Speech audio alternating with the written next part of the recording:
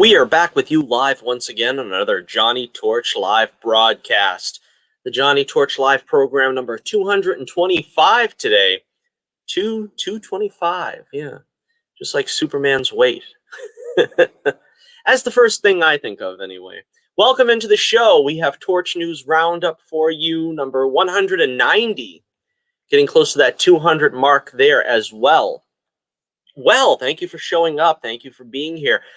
You know, we haven't done a show in quite a while, have we? I was planning on doing one this past Wednesday, but YouTube was acting glitchy. I wonder what that's all about. Suspicious, huh? I don't know. I don't know what it was all about, but just there was too much stuff going on with YouTube not being reliable, so I figured I'd scrap those plans. I have no excuse for last week other than, like everyone else, I was glued to the television and trying to find out what's going to happen with this great country of ours. And I don't know, maybe we'll get into that some other time. This is a traditional Torch News Roundup where we're going to talk pop culture. If you've never tuned into the show before, welcome in. This is what we do. We talk about pop culture, superheroes, sci-fi, basically anything that's going on in the entertainment mediums of the world. Of course, there hasn't been too much to talk about with these shows lately because of all the wonderful shutdowns in production of film and television and so forth. So that's kind of staggered these a little bit more rarely as well. But I promise to try to get back on the beam, so to speak, and bring you some more content. We've got a lot to talk about today. There's a lot of stuff that's happened in the past couple of weeks. Of course, this has been this is the third week, really, because 2 weeks ago was Halloween, right? So we didn't do a show then, but I did 2 shows the week before to try to make up for it. So again, apologies to any of you guys that were disappointed in the lack of content. I'm going to try to do better. But let's first take a look at our first order of business here. We do poll of the week questions sometimes, sometimes not. This is a political one, so again, just bear with me for a minute. If you don't want to hear the political topics, we'll try to run through this one pretty fast. Check the link in the description below for my Twitter page if you want to get involved in the poll of the week question. The poll of the week question has to do with the election and the controversial ongoings there. The question is, how do you think the Supreme Court will resolve this whole election 2020 mess? Of course, if you've been living on planet Mars or Pluto or any other fine planet in our constellation, you might have heard there's a controversial outcome in the presidential election. It's expecting to go to the Supreme Court, but the question is, what do you think is going to be the resolution? The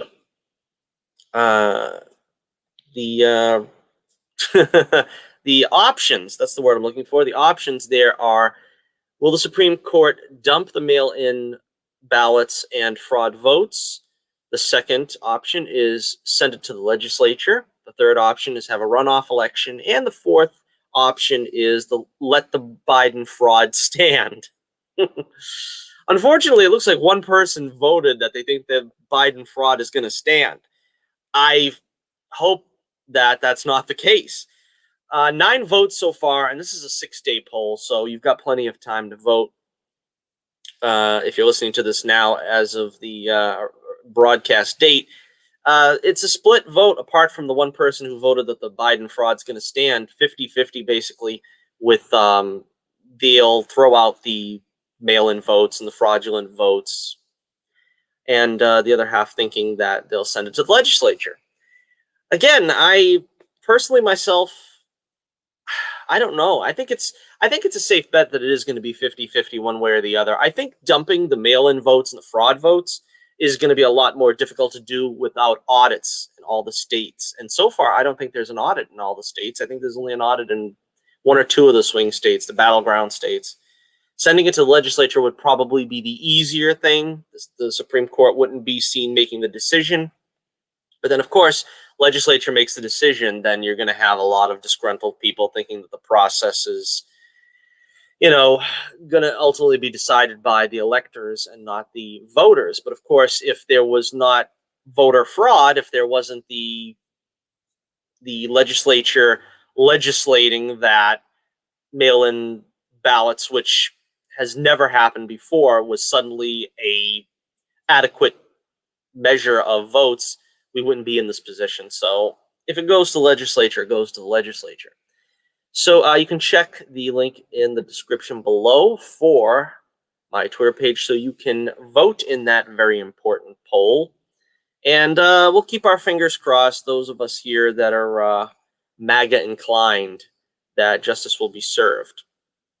Okay, so also check in the link in the description below for my website, The Adventures of Bullets, Bourbon, Private Eye, where you, as you may have heard, I am the creator cartoonist of The Adventures of Bullets, Bourbon, Private Eye. It's an all-ages action-adventure saga, which features the exploits of a down-on-his-luck private eye who takes on the most colorful collection of villains imaginable in each and every action-packed issue. We have 3 collections going right now. We have It's Always Something.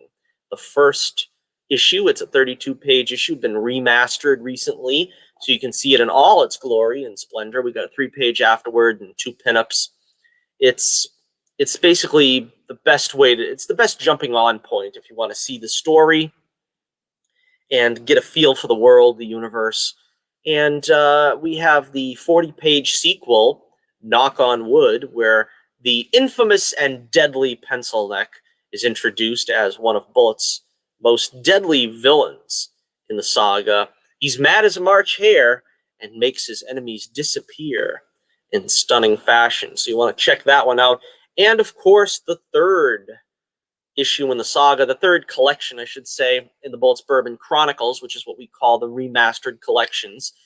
It is When the Night Comes, a 60-pager, which is 3 issues encompassed. And it is about the Pencil Neck Carrot Top team-up, 2 nefarious evil masterminds who plot on nothing less but world domination. A secret government agency puts Bullets Bourbon to work, pressing him into service, as it were, as they send him undercover to a 3rd and new villain, who is Sour Note, his stronghold, so that they could covertly carry out this operation to foil a plot on our great republic. And, of course, it features Detective Scotch, who we introduce in Knock on Wood, the lovely Desiree Miller, who's the object of Bullet's affection, a very unrequited love there between them. And then, of course, we have the 7th issue, the beginning of our new story arc, which is also available. I'm very excited about this story arc, The Family Jewels, which has Carrot Top returning home to his father, Don Parsnip Top, who is the Don, a very powerful crime family in Stark City, the base of operations for Bullets Bourbon. And they are going to war with another crime family, the Fruit Salad Mob. And, of course, Parsnip Top is head of the Vegetable Garden Gang, and they're going to war over an antique statuette worth over $700,000. And it's up to Bullets to stop them, but, of course, Bullets, of course, being obsessed with capturing Carrot Top at this point, and the lovely Veronica, Carrot Top's, femme fatale, is going to be a figure in the story, and in the first issue are introduced to her. It's a lot of fun. It's a lot of excitement. I just want to put you wise to those stories that you could be checking out right now for your entertainment value. I've priced these books as low as I possibly can. With shipping and printing costs, I'm going to barely make a dime, all because I want you, the reading public, to enjoy these masterpieces, that what I will hope you will consider literary masterpieces. And, of course, I've spared no expense. I've remastered them. I spent the last year, maybe a little over a year and a quarter, remastering these issues to make sure they're up to stuff. They are re-lettered in most cases, recolored in most cases. The last couple of issues didn't really need that much work. But literally, I've gone the extra mile to make sure that these are worth every penny that you will pay for them, because I know it's difficult. I mean, the tried and true stuff is out there. Superman, Spider-Man, Batman, X-Men, whatever. That stuff's tried and true. You know what you're going to get kind of when you get into that. But when you're buying from an indie publisher, I fully understand and realize that you don't know what you're getting into. I want to make sure that you don't have any buyer's remorse, that you feel that you've gotten your money's worth out of these stories. And these stories are, like I said, they're well done. They're well done. And the art is as well done as I could possibly make it. The coloring and the lettering up to industry standards as much as I humanly possibly could do it. It's a one-man operation. Bullets Bourbon Comics is literally a one-man operation. I take care of all of it. You can find Bullets Bourbon's exploits on Indie Planet, our publisher. And, if you order through my website, which is the link in the description below, you can find Indie Planet through my website. You can get it that way. I understand that, there's sort of two ways about going about it. If you buy through Indie Planet, you have the anonymity. And I know a lot of people are kind of worried about their contact information, your address that I got to send the books to. So if you feel more comfortable going through Indie Planet, I'll understand. There's no problem with that. But I try to price it a little bit cheaper if you go through my website, and you'll also get an autographed copy if you go through my website. But whatever satisfies you, whatever facilitates your needs best, it's all available at my website, The Adventures of Bullets Bourbon Private Eye. And so with the sales spiel out of the way, again, I want to do another art stream where I'm going to show you some more stuff. I really want to show some more stuff from this book, but this book I'm working on now, issue number 8, is a killer. It's a killer production-wise. I've got a lot of work to do. I've got a lot of re-inking to do. A lot of the inking that I did manually didn't really show up that well, and now I have to re-ink it digitally, and a lot of that is time-consuming. That's what I've been doing. And also, I have a lot of dialogue that needs to be fitted and formatted, and then I have to draw the dialogue balloons. That's actually taking a lot longer than it ever has before, too, because, I don't know, I suppose setting up the story in the first issue of this arc wasn't enough. I need a little bit more for, getting the storyline out there before we get into the action, which is this next issue. There is going to be a lot of action, but you got to build up the suspense. You got to do the introductions. All that is coming your way. Issue number 8, which we are calling Temptation Eyes, that will be coming your way in probably late spring. I'm going to be shooting for a March, more likely April release, possibly May. Let's be realistic. I'll say late April, early May release for issue 8 of The Adventures of Bullets Bourbon Private Eye, and we are hopefully going to get that to you and hopefully see you at a convention next year. We don't know how that's going to go yet still as well. All right, let us move on here. We've got our next order of business, which is what we like to call our segment devoted to you, the fan, and we call it Mailbag. Oh, yes, Mailbag. This is if you leave any comments on any of the videos, I will read them in the next live stream. And I like to also shout out all of our subs, which unfortunately I don't get the notifications on the subs all that well. So I'm going to try to find the names of the subs. We are up to 247 subs now. Very appreciative. I've gotten about 3 new subs since our last video. Very appreciative. I think one of them belongs to Brian Smith. I did get his notification, so very thankful for Brian Smith subbing to the channel. He left a comment on the Wonder Woman retrospective that I did. Very popular video. I don't think there's very many videos that are dedicated to the Linda Carter Wonder Woman series. Great series. I enjoyed it. And, there's not enough people talking about it. As I always say, again, I'm very apologetic when it comes to these videos because I really wish I was making more content. But, again, I've made the decision to do the comics. It kind of has put my career as a YouTuber on the back burner. But, again, thank you for everyone who's watched any of these videos that I've done over the years. I think this past October is my 5th anniversary of being a content creator. Brian Smith leaves a comment saying, I cannot tell you how much I love that TV show. I'm 50 years old today and still remember the first time I saw that show. Thank you for the comment, Brian. Again, yeah, it was part of my childhood, the Wonder Woman series. I saw it in reruns, though, because, well, I'm not that old. But again, it's a great series, and I really think Linda Carter was the gold standard for Wonder Woman. Everyone else, not that there's been many, but everyone else kind of pales to Linda Carter the same way I think pretty much everyone pales to Christopher Reeve. They just had that X factor, so to speak, that just transcended the role. They brought something to it that nobody else could bring. And there's been a lot of Superman actors, some of them very good, many of them very good. As a matter of fact, I don't think there's been, a truly hideous performance. But there was something about Reeve as Superman that just couldn't be captured again. There was something about Linda Carter as Wonder Woman that couldn't be captured again. Master Warning also left me a comment on my Wonder Woman TV series retrospective. He said, "Drop dead gorgeous, perfect body." I'd like to think he's talking about me, but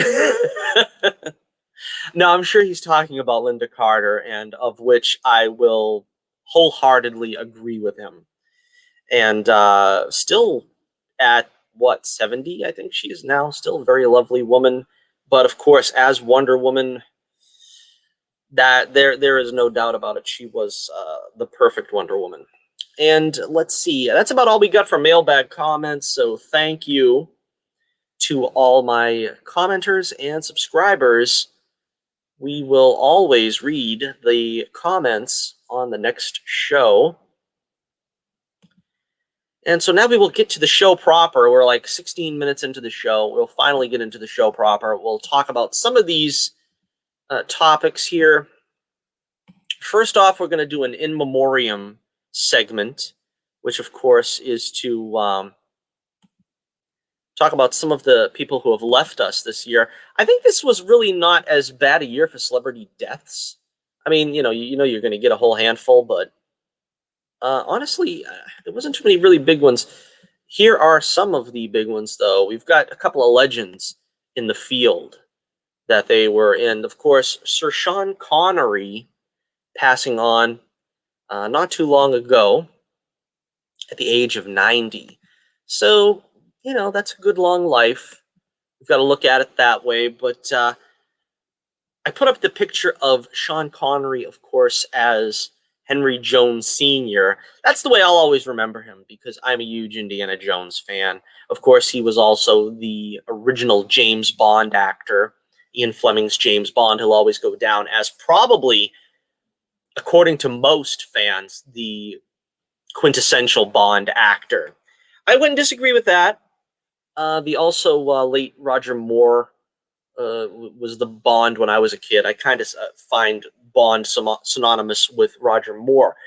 But Sir Sean Connery, of course, the legend, as Bond, I think everybody will always respect his portrayal of Bond first and foremost. Everybody that came after had to live up to his Bond. And that includes to this day. I mean, we've had a couple of also well-respected Bonds in Pierce Bronson. We had Daniel Craig, who is still, we're waiting for his final Bond appearance to come out. But again, I'm not really a huge Bond guy, so my first thought when I think of Sean Connery is Henry Jones Sr. Of course, the reason why he got the role as Henry Jones, the dad of Indiana Jones, is because of course, George Lucas and Steven Spielberg's creation of Indiana Jones was a love letter to James Bond. They basically, I don't know if anybody remembers the story, but of course the story goes that Steven Spielberg wanted to direct a James Bond film, and that's kind of usually a tough assignment to get, especially at the young age that Steven Spielberg was at the time. And George Lucas said, "Well, I have something better for you," and he came up with Indiana Jones. And of course, between the two of them, the rest was history. Supposedly still another Indiana Jones movie in the works, although it's anybody's guess if they're going to be able to pull it off. Sir Sean Connery, of course, passing on the fourth Indiana Jones movie, The Kingdom of the Crystal Skull, and of course they had his father, Indiana Jones's father, already dead in that movie, basically to pay homage to Sean Connery not being in that movie, because of course, he really should have been. But that movie came out 10 years ago, and his explanation for not wanting to be in the movie was that retirement was too damn fun. A lot of other movies, of course, that he graced. There was the Hunt for Red October. Darby O'Gill and the Little People was his debut. Of course, Zardoz, I think, was one of them that I remember, that people always remember him with a long ponytail and the sort of the strange shorts. And I don't know how to describe that outfit. We could have put a picture up for you because it defies explanation. But also The League of Extraordinary Gentlemen, which I believe was his swan song, his final film. I always wanted to see that film. I actually haven't seen it. I had it queued on one of my streaming services or whatever at one point, and I just didn't get to it. But yeah, so the legend Sean Connery passing away at the age of 90, and what he brought to film, particularly in James Bond, doing several James Bond films. Of course, he came back for one, Never Say Never Again, which wasn't an authorized James Bond film, but I remember seeing that one. I thought that was pretty good as well, considering it's not part of the official canon. But because he had sworn off doing James Bond films ever again and finally came back, and that's why it was called Never Say Never Again. And in tribute to the man, of course, I would have to do my Sean Connery impersonation. I want to thank everyone here for all the love and accolades they've shown me during my career. And it's something that I'll always take with me and appreciate for all ages and throughout all eternity. And thank you very much. So we bid Godspeed to Sir Sean Connery and pay tribute to the man in his enduring legacy. All right, so unfortunately, we are not done with In Memoriams, though. We also have another passing to eulogize. We have Alex Trebek. Alex Trebek, the guy synonymous with Jeopardy. Of course, he began his career. He did other things as well, such as Concentration. I was watching some of the Concentration reruns today, as a matter of fact. Love that show as well. I don't think that one hasn't come back in quite a while, but he got his start around there, and of course showed up in a few other game shows until 1984, when he was brought to Jeopardy to be the new host of Jeopardy. Merv Griffin creating Jeopardy and Wheel of Fortune, and that's kind of, he was the lead, or the host, I should say, of Jeopardy for my entire life, basically. I mean, as far as I've watched it, I mean, I was an infant, before he was in the show, but for all my, young childhood and teen years, it was always something that you went to at 7:30. It was Jeopardy, and 7 o'clock was Wheel of Fortune, 7:30 was Jeopardy, and Alex Trebek was always there. And he never failed to be there. And of course, now, unfortunately, he will not be there any longer. And it's moving in that way. We were there for when he had a mustache. And of course, the mustache went away in recent years. We got used to that. But yeah, there was something very calming and just right with the pairing of Alex Trebek and Jeopardy. That it was always there for us, and it was fun to be able to play the game, of course, along with the contestants. And Alex Trebek passes on at the age of 80 of pancreas cancer, and that was a tough one. That's a tough one to beat, pancreas cancer, because pancreas cancer, God bless Alex that he lived as long as he did. He lived over a year. He was going into his second year of treatment, I believe. And it's very difficult to beat pancreas cancer. Pancreas cancer is a very quick killer. I've known people who unfortunately have died of pancreas cancer. It's a fast killer. And, you could literally have it for less than a week before you die of it. You would never know you had it. You find that you have it, and then within a week, it could be gone. So, looking at it that way, I, thank God that Alex lived as long as he did with the disease. And sadly, I'm going to miss him on Jeopardy. I probably didn't watch it as often as I did as a kid, as a teenager. But, like I said, it was one of those things that throughout the years was always there. Alex Trebek was always there. And again, sort of like I said, people found comfort in the consistency of the show of Alex Trebek always being there. He was sort of the Bob Ross of game show hosts. It wasn't really all about him. You know what I mean? You look at some of the old game shows, the reruns and stuff, and you can kind of see where the game show host kind of makes it about them, and it's kind of like, they're trying to get points for comedy and so on and so forth. But Alex Trebek was kind of a laid back dude. He was chill. He didn't really try to. He had wit, of course, and he had humor, but he didn't make it all about him. And that's another thing that I think was kind of unique about the man, where he didn't really put himself out there as the star of Jeopardy. And, he will be missed. So once again, Godspeed and God bless Alex Trebek, as well as Sir Sean Connery. And thank you for all the many, many hours of entertainment we received from you, two fine gentlemen. And God bless. All right, so now we will continue on with the news stories of the week. We will try to bring you at least a half hour's worth of entertainment here because I've got to get my supper. I'm very late with supper today. All right, so let's take a look at some of the stories here going on about when we'll be able to see Wonder Woman 1984. Let's see if I can find what I did with the notes. Here we go. All right, Wonder Woman 1984 looks increasingly unlikely to stick with its December 25th theatrical debut. Oh, this is murder. I tell you, I really, really can't stand this not being able to put the movies out in theaters anymore. It's like we went for a full year practically without movies. I mean, what was the last movie I saw? I think it was Sonic the Hedgehog in, I don't know, was it March? And then all this stuff came down in April. So I saw like maybe one movie this year.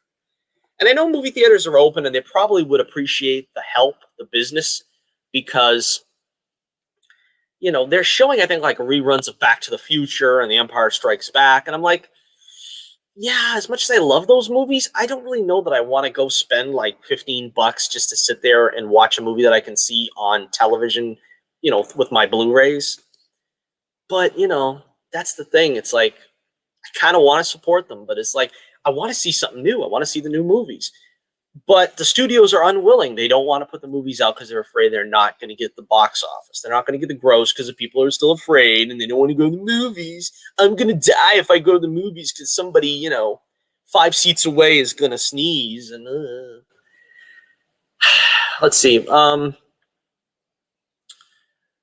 Recent reports indicate that Warner Brothers was still mulling over how to proceed with the release of Patty Jenkins' DC Comics sequel. Now it looks like the studio is close to making a decision. Although the movie is highly unlikely to skip theaters entirely, Variety reports that studio execs are considering pushing Diana's second solo adventures to the summer of 2011. There's also talk of keeping the Christmas Day theatrical release, but sending it to HBO Max's streaming service in early January. Placing a huge tentpole superhero movie like Wonder Woman 84 on HBO Max after a shortened theatrical run would certainly be a major draw for the streamer, which is still trailing competitors Disney Plus and Netflix by considerable margins. Despite exceeding expectations for its third quarter, however, WB is sure to tread extra carefully after Tenet's disappointing box office performance, and most seem to feel that a shift to summer 2021 is the most likely outcome here. Oh, this movie has literally been done. I think we said this last time this subject came up, but this movie has literally been done for 2 years. I think by the time it was done, and then they for some reason they changed the release date and they added another 6 months, and then when it was ready to come out, this whole thing happened. Another year, so we've got 2 years where we're waiting for Wonder Woman 1984 to come out. It's crazy. But apparently, I don't know. I still think that Patty Jenkins really wants this to come out theatrically, the same way that Chris Nolan wanted Tenet to come out theatrically. They're old school. They really want to have their movies debut on the big screen. It could be one of those things where it's coming to a limited number of theaters because they can't justify that they'll get any business. Again, this is a sad comment on the where movies are nowadays. They're talking about not being able to go to concerts anymore unless you have proof of vaccination. I mean, what is the world coming to? You know what I mean? It's crazy. We're not going to be able to go to movies anymore. We're not going to be able to go to concerts. We're not going to be able to go to sporting events. This is the push again for mass vaccinations and reset and all that. And again, I said I wasn't going to get too political, but again, this is pretty sad because this is what we're looking at. And I'm against mandatory vaccinations. If you want to, that's your business. You should have that right because this is a free country, at least allegedly. We'll find out, I think, by the end of the year.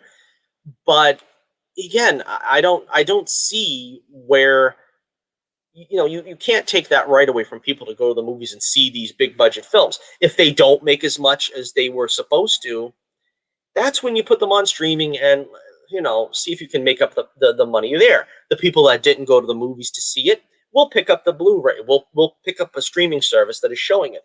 I think this continually waiting and not showing these things in theaters it's not really helping. I mean, you're sitting on the money here, but if you put it out in theaters, all the people who are unafraid to go to theaters are going to go. All the people who are going to wait for a streaming service or for a Blu-ray release are going to wait. So waiting around is not going to help. Now, see, the situation is now we're under these draconian lockdowns, which are about to happen again, probably in certain states. Of course, if you live in a lucky state, a lucky red state, well, good luck to you. But the rest of us who are under the draconian regimes of these blue states are looking at more lockdowns. And so, again, it's going to be difficult now at this point, but they had around the time when Nolan put Tenet out, they had a pretty clear open schedule there where they could have probably put out Wonder Woman and Black Widow and this and that, but they weren't going to make the big numbers, which is what they are ostensibly waiting for when they can get the big numbers. It is what it is, but there you have it. All right, so let me know what you think in the comments below. Are you willing to go to the movies to see Wonder Woman? If possible, if they give you that option, would you go see it? I know I would. All right, let's take a look now at another story here. We have the WandaVision streaming series is going to be released here, and I got the release date as soon as I can unstick my mouse, or whatever you want to call this. All right, here we go. WandaVision has an official release date now, and it's not going to be in 2020. Now, I can kind of understand this because they kind of wanted to stagger this so that this would be sort of the preamble leading up to Doctor Strange 2 and the Multiverse of Madness, or Madness of the Multiverse. Which one is it? I always get it confused. But you don't want to show this too far ahead of when your Doctor Strange is going to come out, because this is the lead up. This is the appetizer. So I think originally the thought was going to be WandaVision and then 6 months later, the Multiverse of Madness. And I don't know when Doctor Strange 2 is going to come out at this point. It's still up in the air. This is the new cover for Entertainment Weekly, where you can see the lovely Elizabeth Olsen and Paul Bettany in character here as Wanda Maximoff and, of course, the Vision. The original plan was for Black Widow and Eternals to be released in theaters this year, with The Falcon and the Winter Soldier and WandaVision hitting Disney Plus in August and November. Unfortunately, a new teaser shared by Marvel confirms that the latter series is not set to start streaming. Oh boy, is that a tongue twister? Is not set to start streaming until January 15th, 2021. Oh boy, January is going to be a great month, though, I'll tell you. We're going to get Cobra Kai Season 3, finally. We're going to get WandaVision. And probably by that point, we're going to start seeing the CW shows come back. The Flash and, what else is there? I mean, I know Legends and Supergirl are starting later in the year, but I guess what, Black Lightning maybe? I don't know. Batwoman, I think, is going to start, although they're going to have to really win me over for Batwoman. Speaking of CW, I started watching Swamp Thing. I should probably do a mini review video of that. I don't know how many episodes that plays out. I'm at like the 5th episode. I think I kind of caught up to whatever they're on now. But I guess I'll do a short video on that, maybe giving my thoughts. I'm not really a huge Swamp Thing fan in the first place. And to be honest, the show really hasn't won me over. It's just kind of not my cup of tea, but I'm going to stick with it for now because, well, quite literally, there's nothing else new out that there is to see. Where was I? I digress. Let's see. There were rumblings recently that the show wouldn't arrive on the platform until early next year, and it appears those were correct. This ensures WandaVision won't clash with the Mandalorian or Soul, but this is disappointing news. Oh, yeah, by the way, the Mandalorian is out now. And again, I haven't seen the Mandalorian Season 1 or Season 2. Now, my idea, and I don't know if it's even still on the platform. It must be still on the platform because they're not selling it on DVD, which is what I probably would have gone for by now. Because I am curious about it. I do want to see The Mandalorian, but the problem is I can't justify, getting the streaming service and then only having The Mandalorian there for my interest. I mean, I really don't care about anything else that's on there.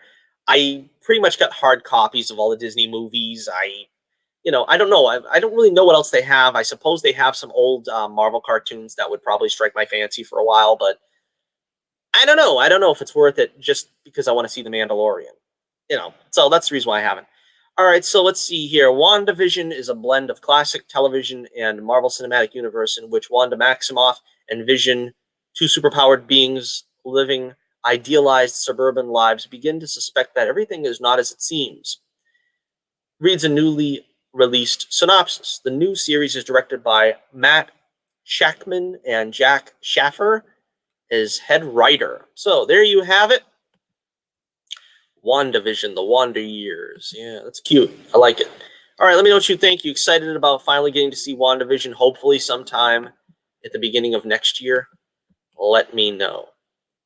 All right, let's get this over with right now. This is kind of a sad story, but apparently Johnny Depp, we're gonna slog through once again the sad situation here between Johnny Depp and Amber Heard, their divorce, and consequently the mudslinging that has been going on, with Johnny Depp getting labeled a wife beater by the UK press. He apparently lost his court case to have them retract that statement. Again, my feeling about this has always been pretty much, it's none of my business. It's a he said, she said thing.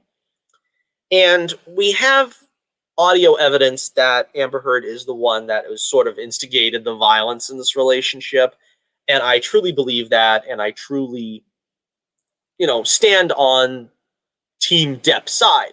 But at the same time, I don't think that either of them should lose their occupations. I don't believe in cancel culture. I believe you let the chips fall where they may with these two people dealing with their problems, their human problems, on their own, without us getting involved, without either of them having to lose a job. Unfortunately, it looks like Johnny Depp is going to lose his job. He has lost his job in the Fantastic Beasts franchise. Now, again, having said this, it's one of those things where the reason why I call it a he said, she said thing is because that's kind of like I said, it's like a personal thing that goes on here. This is not like they're being tried for murder. You know what I mean? It's kind of like saying, well, why isn't O.J. Simpson getting the lead roles again? Well, this is kind of a little bit different, where one is saying that they instigated violence, the other one's saying the other instigated violence. Frankly, I don't care. I want to see them both act. I like both these actors. I mean, it really shouldn't reflect on them being able to do their job. And of course, this is one of those things where cancel culture has decreed that Johnny Depp is a wife beater, and so now he can't act probably ever again. And this is a sad thing, unless, of course, it's going to be in some kind of capacity, probably not unlike Mel Gibson, where he gets some kind of small artsy film or something. But I know J.K. Rowling has gone to bat for Johnny Depp for quite a while to keep him in these films, because these are, of course, the Harry Potter prequels. And I myself am not a huge Harry Potter fan. I have nothing against it. I've seen all the original Harry Potter films. I haven't seen any of the Fantastic Beast films yet. But and I liked most of the Harry Potter films for the most part. I liked as I say, I liked them. I think I kind of lost interest in them as they went on. As the kids got older, the stories became more serious. It kind of, I don't know, kind of lost a little something for me.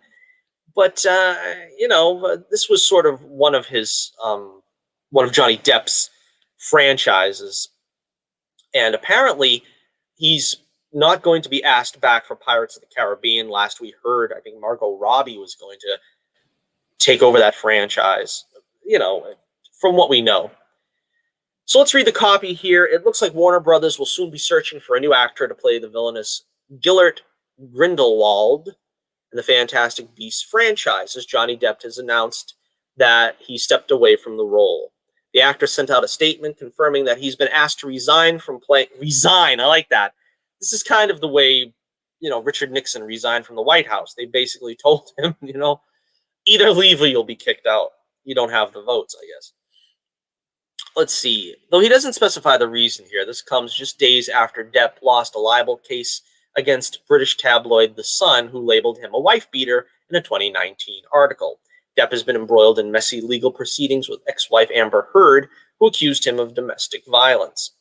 In light of recent events, I would like to make the following short statement, Depp began. Firstly, I would like to thank everybody who has gifted me with their support and loyalty.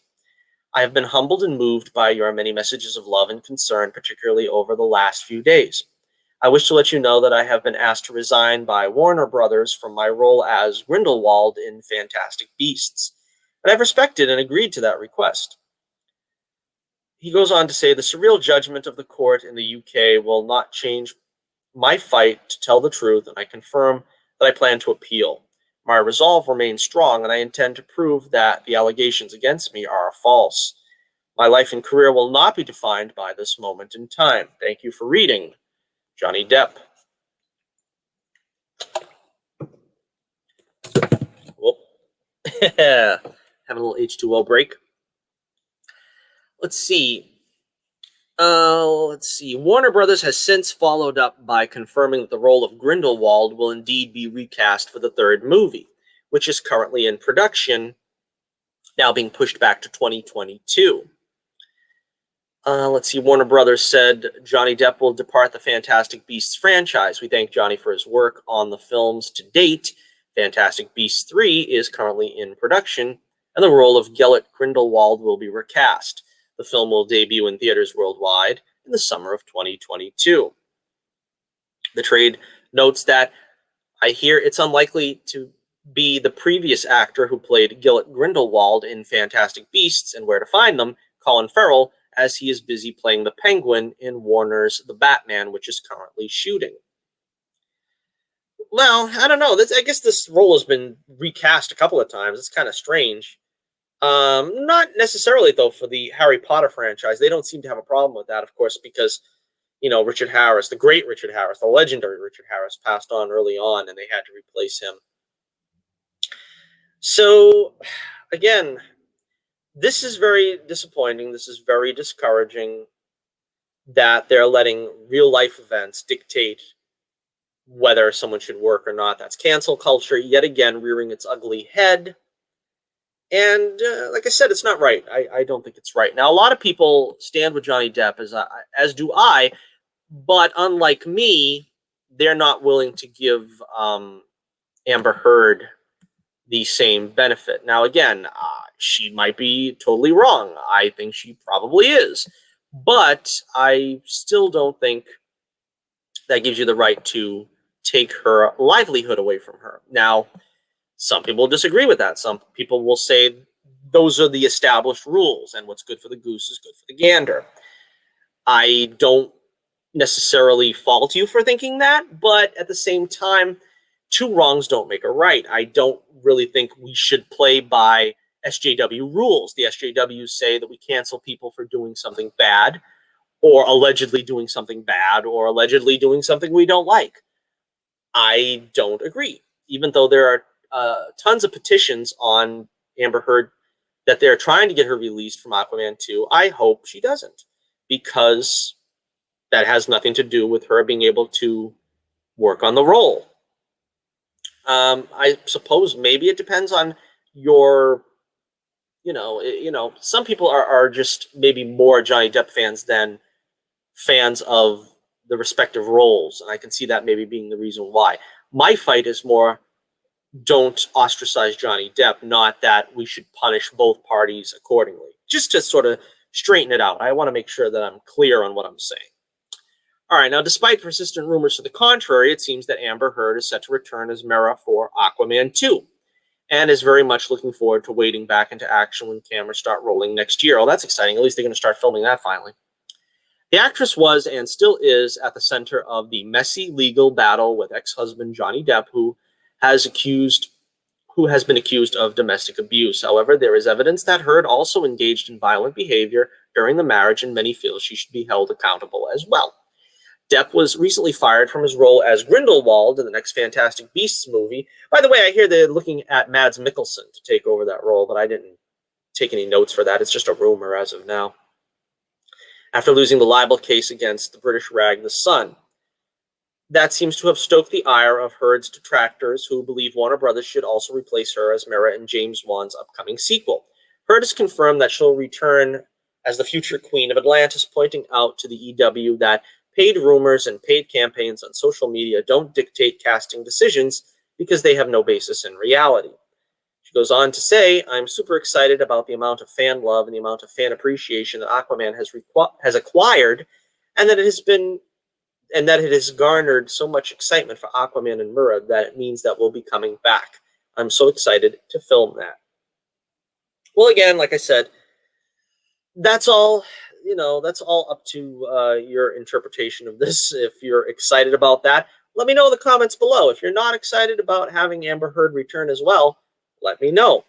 Do you agree with me? Do you agree that two wrongs don't make a right? Do you agree that Johnny Depp should be allowed to continue on and Amber Heard should be allowed to continue on, and that cancel culture is wrong, and that basically we should not be assigning whether you can work on what the public popular opinion is? All right, so we move on there, and we continue on here with, let's see. This is another interesting story that's coming out. Let's take a look at the CW-verse, aka the Arrowverse.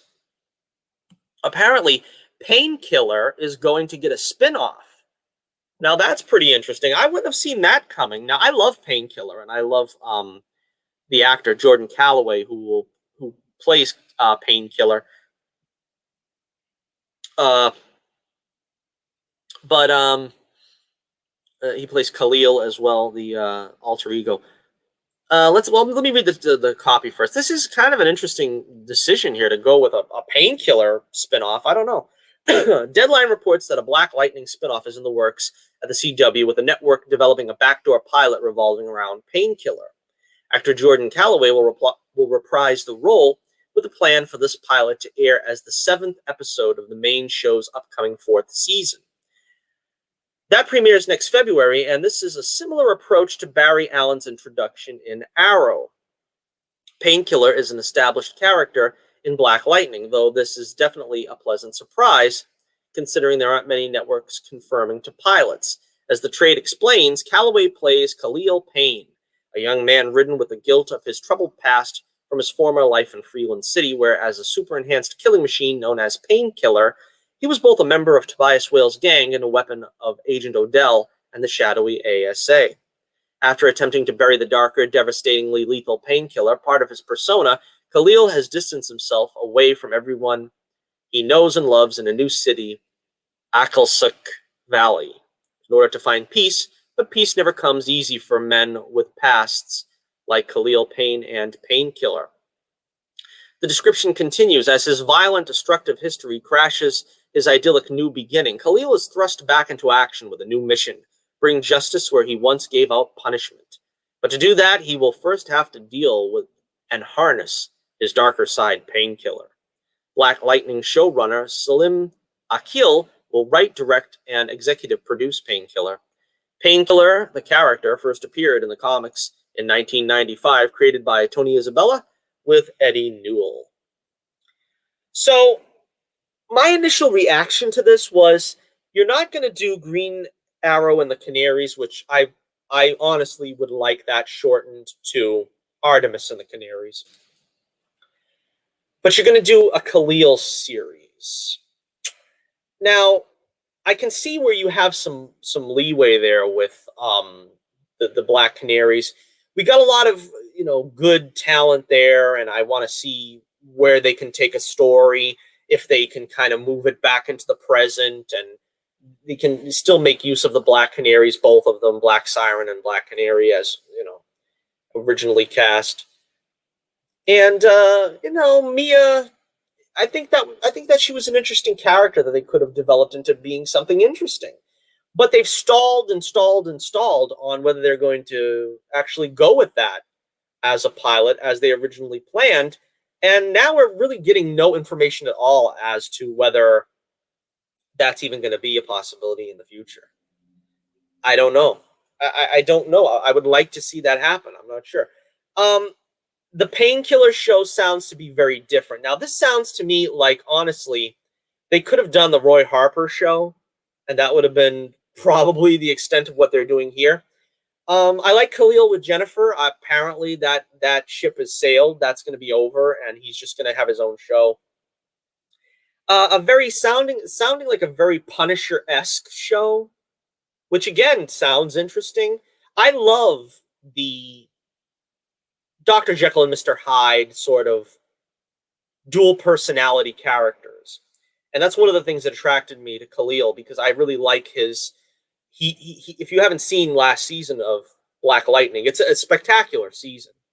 It just gets better as it goes on. And, spoilers if you haven't seen it and you want to see it. But Khalil sort of has to trap Painkiller in like a separate apartment so that he can continue to function as Khalil, and then he lets him out when he needs to really have the the killer instinct return. So like I said, I love this character on Black Lightning. I would like to see them continue to utilize him. Now, do they think maybe he's grown too big for the show? That's a possibility, but I think he'd be more successful, I think, as a part of the show, instead of sort of trying to, that's kind of the thing. I'm trying to think of spin-offs where that happens. Trying to compare this to The Flash is different. The Flash is his own character. But when you try to take a character from a show and spin them off and tell them that's, that they got the lead role now, that's tough to pull off. That's really tough. You see, what really happens is the opposite. Usually you get a character and then you put them on a show like Legends of Tomorrow, which, again, I don't see Khalil being, honestly, that successful on that show. But, I mean, then you take someone like Constantine. They couldn't hack their own show. You put them on Legends. They flourish. You take a side character like Khalil and you give him his own show, and you knock the props away from him. You don't have Jennifer. You don't have Tobias. You don't have even Jefferson. It's going to be a harder sell, I think. I would honestly rather see him just stay on Black Lightning and give him a plum role. Give him a strong focus on that show. But, of course, this might work. I mean, I will watch. So you got my, you got my investment. I'll be with the show. But again, will that be enough? I don't know. So I kind of would rather hedge my bets and keep him on Black Lightning. But we'll see. We'll see how this goes. Let me know what you think in the comments below.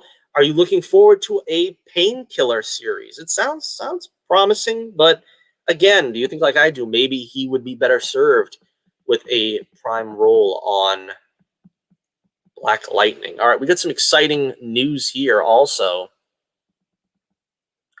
Some other tidbits to share before we leave. Oh man, I gotta have dinner. I should have ate first, actually. You're gonna hear my stomach grumble before long, I think, if I don't wrap up the show. But we've got more to talk about, and like I said, I am determined to give you at least a full show. A full show would be at least an hour. And we got a few other things to talk about that I'm sure will take us well over. First up, we have the Suicide Squad. Now, how's this? Suicide Squad 2. Sylvester Stallone released via, what was it, Instagram? Via Instagram, that he will indeed have a role in the Suicide Squad. Now, this is interesting because filming has wrapped on the movie, I think, about a month ago. So whatever role he is going to have here is probably going to be either a voiceover role or maybe just a cameo.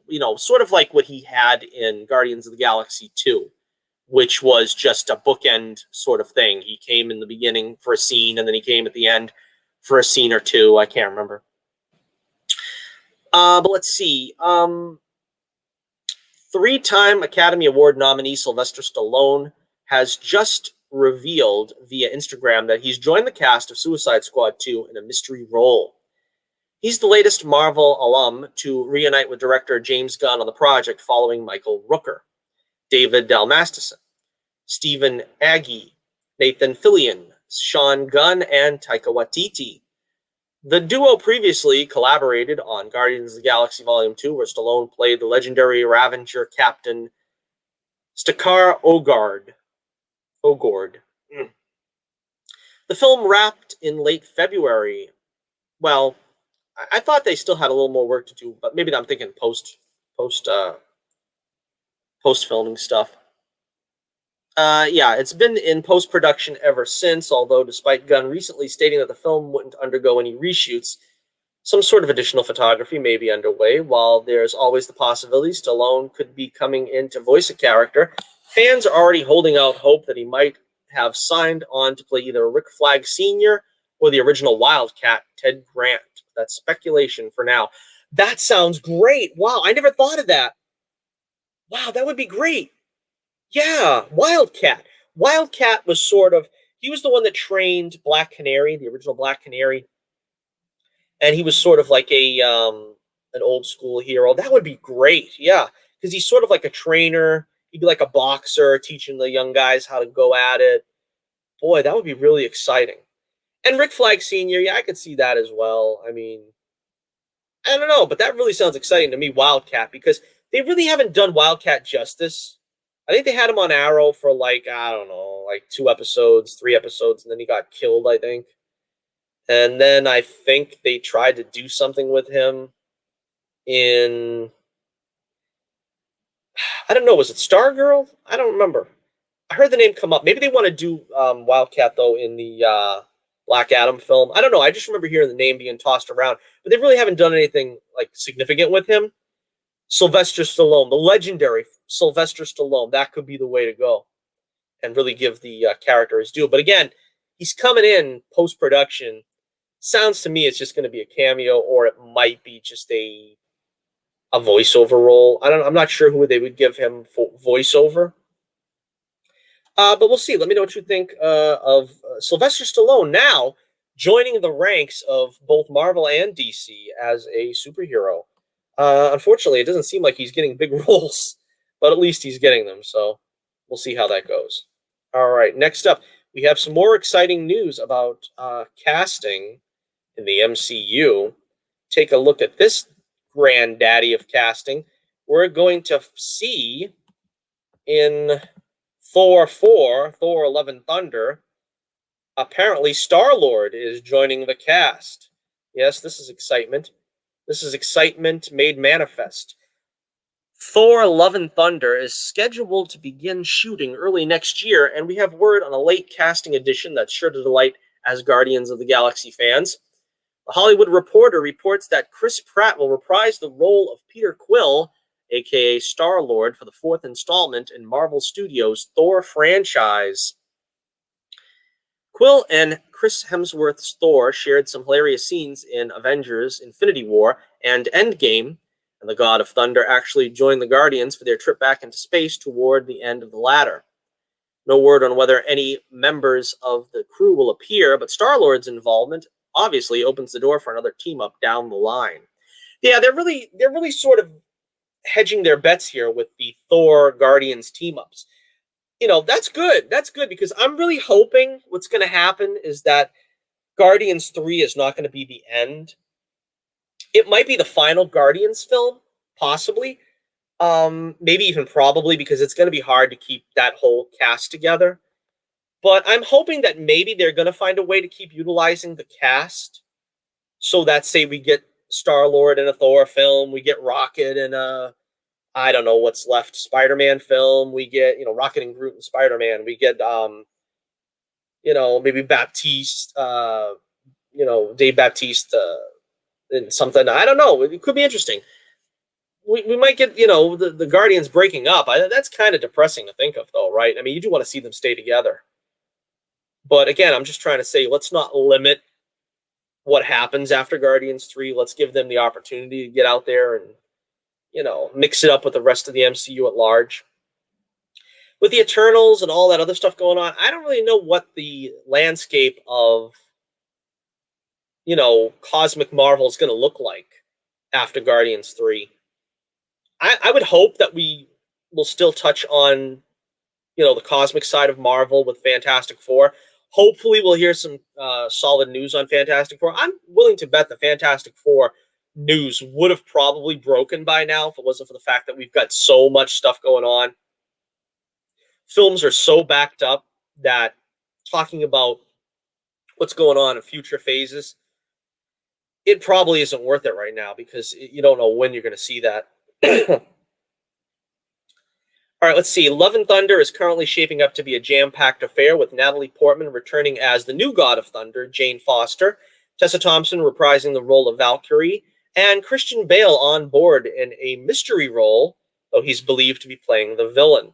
It's also been confirmed that director Taika Waititi will once again provide the voice of Korg. Pratt is expected to do a short round of additional photography for his sci-fi movie The Tomorrow War before heading to Australia to shoot his scenes for Thor: Love and Thunder. So again, I'm a big Chris Pratt fan of his and of Star-Lord. I'm excited about this. I am guardedly optimistic about this film. I am reservedly optimistic. Depending on how they're going to approach it, I mean, they're going to go to the Jane Foster Thor, which I didn't particularly like. They're going to go, I hope they're going to go back to the classic Thor and not the, the bloated Thor from Endgame. So again, we'll see how it works out. Taika Waititi has got his own strange brand of humor, much like James Gunn. So I suppose if you liked Ragnarok, which I did, even though, I'm not going to pretend like it was a masterpiece. I still think that they just diluted the character of Thor so much that all they have now is sort of like scorched earth Thor, if you know what I mean. It was like we did the first Thor movie, and that was my favorite of the franchise. I loved it. Then we did Thor 2, and I was like, well, they kind of went in some weird directions with sort of the human characters. I wasn't crazy about that kind of thing with Svengard or whatever, and Darcy. That was kind of weird, but the core story of the Dark World I thought was good. They could have did a little more emphasis on Malekith and so on, but I still love the Dark World. I don't care what anybody says. I love the Dark World. Then we get to Ragnarok, and we kind of got that scorched earth thing where it was like, Thor is not selling like he should, and we've got to take it back to formula. Natalie Portman, the love affair there for some reason didn't latch on the way that they had hoped with the fans, which, again, I liked it. I was one of the fans of that pairing. And it's like, well, let's give him an eye patch. Let's get rid of the long hair. Let's, I don't know, reinvent the character, take him out in this like goofy magical mystery tour. And I don't know, it was a hard sell, but I kind of still enjoyed the movie, even though they kind of like reinvented the character unnecessarily. Then what you have is them bringing him back in Endgame and then reinventing the character again. They tried to sort of bring him back to where he was before Ragnarok, but then again, they had him still as the butt of jokes, and he was fat, and I don't know. I just don't know why they can't get a handle on Thor when they got him so right at least once and a half. Maybe twice, maybe three times when you think of it. Yeah, I mean, the first Avengers movie, he was fine there. So Thor, the first Avengers, I want to say he was pretty good also in Age of Ultron, and then you had the Dark World, which I also liked. So it's not like this character can't work as originally conceived. They got to go back to the original Stan Lee incarnation of Thor. But anyway, yeah. So glad news there that we're gonna see Star-Lord come in, Chris Pratt return, who was also dealing with his own cancel culture controversy not long ago. All right, and so for our final story of the day, we got to go back once again to Justice League, the Zack Snyder version. He's putting together his own Justice League now, and it has been announced that Jared Leto will show up and be part of Justice League, the Zack Snyder Justice League. That's interesting. Now, I'm happy about this for two reasons. One, we'll get into once I read the copy. But the first reason is I don't hate Jared Leto's Joker. I think they just needed to rein him in and give him some kind of direction, give him some kind of purpose. They visualized him all wrong as sort of this gangbanger, tatted up, kind of, I don't know, strangely effeminate. I don't know. That's kind of the way they've been making the Joker lately, though, for the past decade. So I don't know if that has anything to do with it. But I think that Jared Leto's gotten kind of a raw deal. This is sort of the way I feel about Henry Cavill. Give Henry Cavill a good Superman script, and he'll be a good Superman.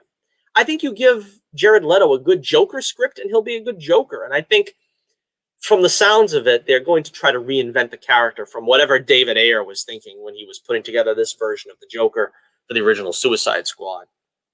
All right.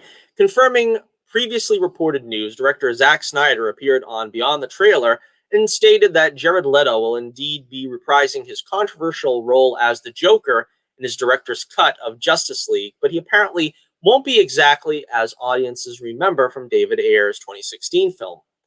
It is true, said Snyder on Leto joining the cast, before adding, I wanted to, of course, honor what had been created with him because I thought it was really cool, but also in this, I'm not going to tell you what happens in the little scene, but some water has gone under the proverbial bridge between when last we saw Joker and this appearance. So he's a road-weary Joker. I guess that's a way of saying it. So this is interesting. This could be the reinvention of the Joker that we need. Now, this is interesting as well because this movie takes place after Suicide Squad. So, ergo, we're going to see a change in the Joker post-Suicide Squad, pre-Birds of Prey. Now, this again goes to what I was saying before about, well, maybe Margot Robbie could be in this scene as well. We could kind of like redo what's gone on between them and kind of put it more into perspective. I don't know, though. I don't know exactly how this is going to work because apparently it's a small scene. I'm not sure if it's going to be a flashback, but it is going to be something to tie into the overall sort of narrative structure that they had with these original, when it was a DCEU that was fully interconnected. So again, I don't know how this is going to go. They refuse to put Jared Leto into Birds of Prey, but then again, they are going to insert him somewhere in Justice League, which leads me to believe, like I said, I think this is their reinvention of him going forward. I think we are going to see Leto return to the role. I think we are going to see him continue on in the DCEU, but this is the reset button. I think this is where we're going to see how they're actually going to approach Jared Leto's Joker going forward to continue on in hopefully building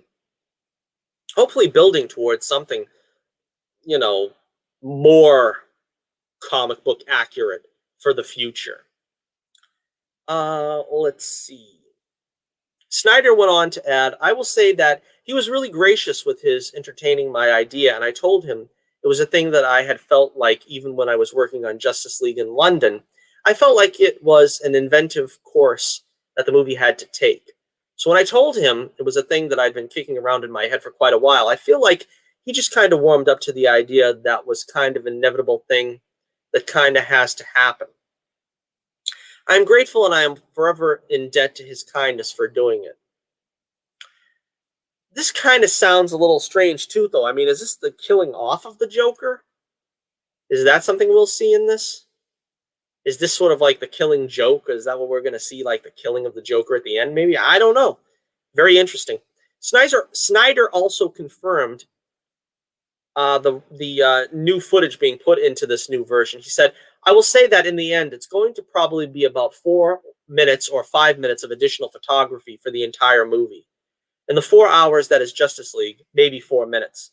So that is a really strange admonition that out of all this big multi-million-dollar project that we were supposedly thinking that, you know, the Zack Snyder version of Justice League wasn't ready.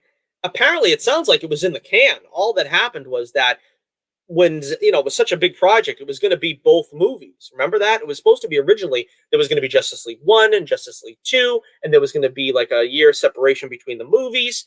And then he stepped away, and they kind of felt like, well, let's just salvage part of the movie, because I think, in all honesty, they didn't have any confidence in Zack Snyder after the debacles of Man of Steel, Batman v Superman, neither of them being very good, let's be honest with one another.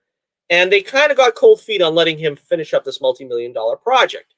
Then, of course, flash forward, you cue into the big outcry to let him finish his movie and so on and so forth. I think this kind of inspired Snyder, you know, this gave him his Wheaties, where he was like, look, if you want me to finish it now and put it out, I've got to be able to, you know, finish it the way I want to finish it. I got to get new special effects. I'm not just putting out what I already did. I'm going to be able to be allotted a couple of million so I can go get the stars back to do a couple of things I want them to do, you know, get the effects that I want, get the music that I want. And so they, you know, Snack Snyder here, he got to pull the strings of WB pretty strongly. He got everything he wanted to do this movie his way. So, again, I'm not a fan of his. I'm not a fan of his films. I'm not a fan of his version of these characters. But, again, this is shaping up to be pretty interesting, and I will not deny that I'm curious. Are you just as curious? Do you think this will be interesting to see what he does to the DCEU going forward? I don't know. Let's see. Let's see how it turns out. Maybe, just maybe, I will see it when it comes out. And because I said before, I don't really know. I don't really know what they could possibly bring, because I actually like the Justice League movie. Like I said, I'm one of 3 people that admit to enjoying the Joss Whedon Justice League movie. Is it a masterpiece? I don't know, but I really enjoyed it. I mean, it didn't leave me wanting really in any respect. I liked the way they pretty much handled everything. You know, it was a couple of Whedonisms in there that I could have done without. If you're talking about the movie as a whole, you know, I think it works. And so there we have it. Another stellar episode in the books of the Torch News Roundup, number 190. Of course, I admonish you, please like, share, and subscribe. Thank you for subscribing. Thank you, all my subscribers out there. I am so appreciative. Make sure you leave a comment below. Didn't have anybody in the chat room today, but I usually entertain the chat as well. If you are new here, you want to entertain by adding something in the chat, you can always add it in the chat. You can add it in the comments below. Make sure you like and share the videos. Make sure everybody knows about this channel. We're building. We're going to get there. We're going to get there someday. And, we've made a lot of strides in the past year. And as I said before, hoping to get to 150 subscribers. We're on the verge of that before the year is over. And, of course, also check out the Adventures of Bullets Bourbon Private Eye. The link is in the description below. You can check out my Twitter page below as well. And so, signing off until next we meet, this is Johnny Torch, reminding you once again, keep the flame burning brightly, and I'll be with you again real soon.